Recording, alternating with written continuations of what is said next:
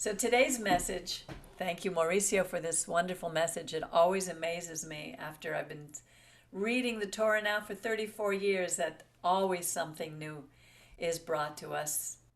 The Torah is so deep.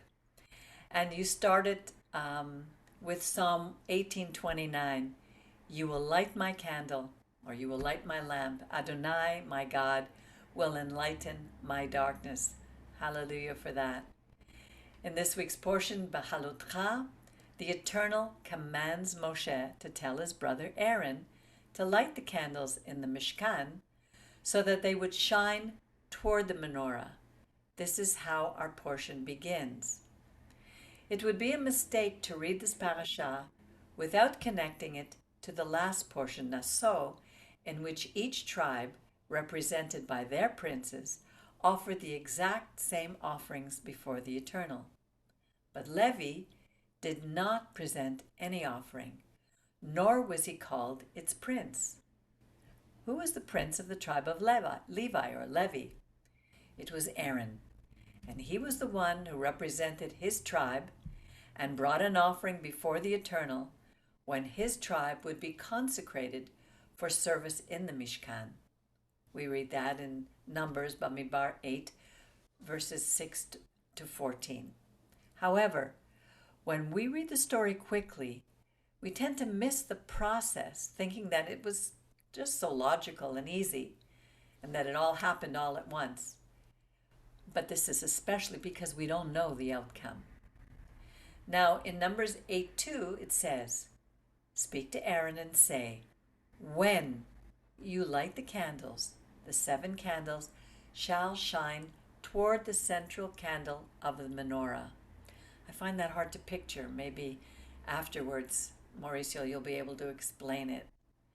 Everything starts with a when, after everyone was called to present their offering to the Eternal, except for Aaron, and all the tribes were represented, except for Levi. I tried to imagine what was going on in Aaron's mind at that moment. After a lot of research, I found an idea written by our sages in the Talmud in Midrash Rabbah of what might have happened. This is what it says. Aaron did not bring an offering with the other princes of the tribes, and then he thought, oh, woe is me. Maybe it's my fault that God doesn't accept the tribe of Levi. So God told Moses, go and tell Aaron, do not be afraid. You have a great honor in store for you. You have a greater honor in store for you than this. The offerings will remain in force only while the temple is standing, but the lights will always give light. I'd like to focus on several words in this portion. Aaron, as a leader, had made big mistakes in the past.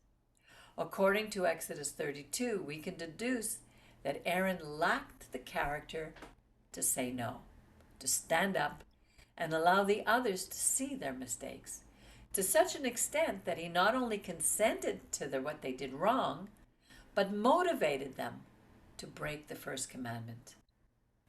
The Torah states, and Aaron made a proclamation, tomorrow there will be a feast for the Eternal. This caused them not only to bring offerings to sacrifice to strange gods, but also led the people into debauchery, including sexual immorality.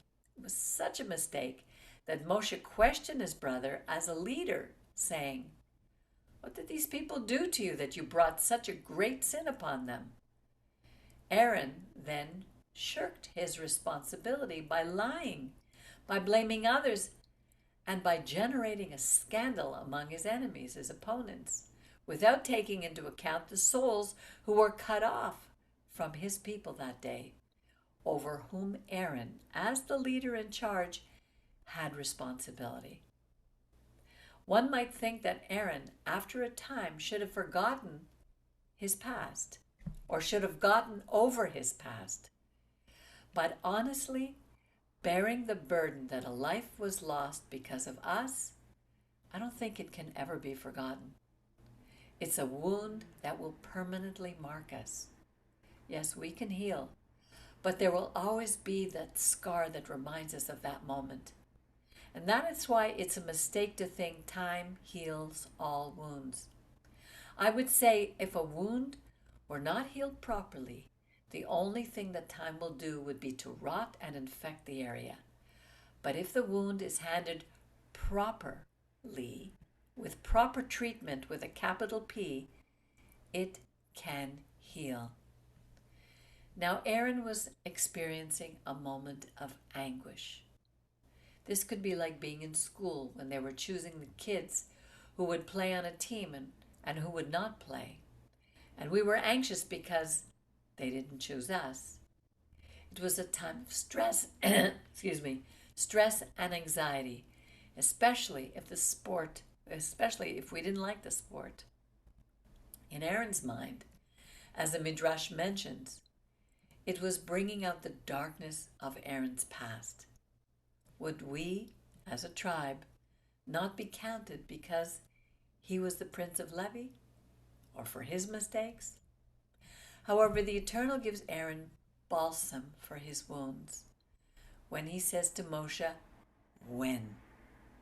This word, according to the Royal Academy of the Spanish language, in Spanish it would be cuando, is a relative adverb which has these meanings. It refers to time, or being a forerunner, the moment in which, in case, or if. In other words, when there is an action that must happen by the express will of a person at that moment that he decides that the action should happen without defining a specific time. For example, plants will flower when it rains. When specifically will this happen? We don't know, but flowering will surely occur if it is preceded by rain. Now something would happen according to this verse when Aaron lit the lamps. But Aaron did not know what the result of his obedience would be. Given this, we see several issues. First, the when would happen at a time that Aaron chose to act. Second, was the Eternal asking us for something or to do something meaningless? Isn't it written in Tehillim 139:12? Not even the darkness would be dark for you, and even the night would be as clear as day. The darkness is the same for you as the light. Does God require that we enlighten Him? Wasn't there a menorah inside the Mishkan that brought in enough light? Why light more? Daniel 2:22 says He reveals the deep and the hidden and knows what is hidden in the shadows. In Him dwells the light. Therefore, God is not asking us for something that will add value to Him as the Creator. Rather, He is asking Aaron for something that will make him grow. Third, simply lighting the candle is apparently an easy thing for him to do. How much does it cost to light a candle? We have all lit a candle on Shabbat, or when the power goes out. It does not require rocket science. It is not an activity that might insult the intellect by being too simple or meaningless. However, there is humility, obedience, and emunah, like that of a child, which is necessary to believe and trust that a simple task can trigger profound changes. This when might have taken years or have never come to fruition had Aaron not executed in the correct way, that is, so that the 7 candles would shine towards the central candle in Bamidbar 8:2. The consequence of not acting was that Levi's consecration as an offering before the Eternal might never have happened, nor would the eternal purpose toward Aaron have been accomplished. Today we have been called to light the menorah. Proverbs 20:27 says, "The human spirit is the candle of the Lord, searching the innermost being. I'd like to quote a beautiful idea from the Lubavitcher Rebbe. He said, "The spiritual meaning of the commandment, of the mitzvah, of lighting the menorah is that one must be a lamplighter who ignites the latent potential within the soul of man, a lamp of God." He continues, "When the Kohen came to light the menorah each evening in the holy temple, he found them fully prepared for lighting. Earlier in the day, the lamps had been cleaned and filled with oil, and the new wicks had been fitted.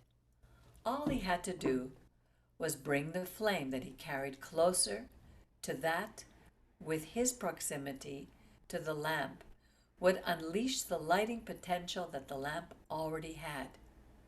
Herein lies an important lesson for the spiritual bluffer.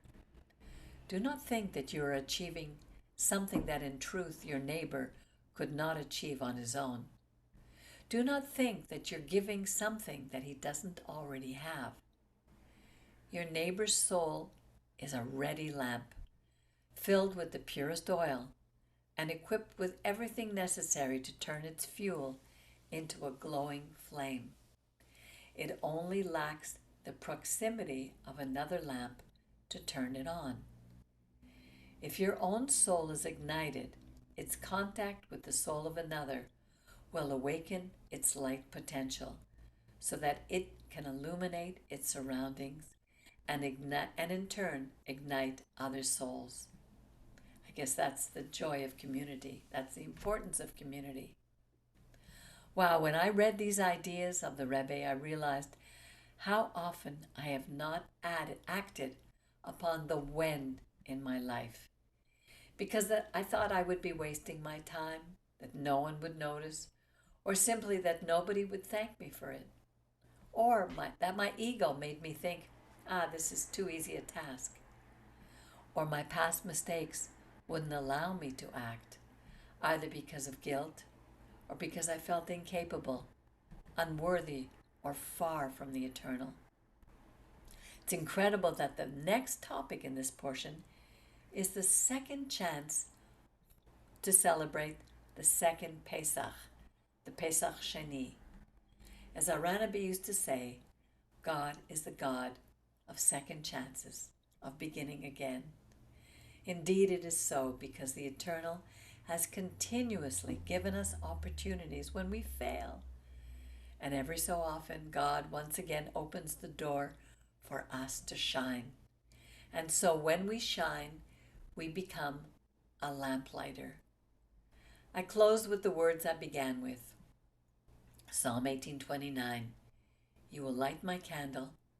Adonai, my God, will enlighten my darkness. What is our darkness today? Our past? Our mistakes? When we have led others to make mistakes? When we can't handle the guilt?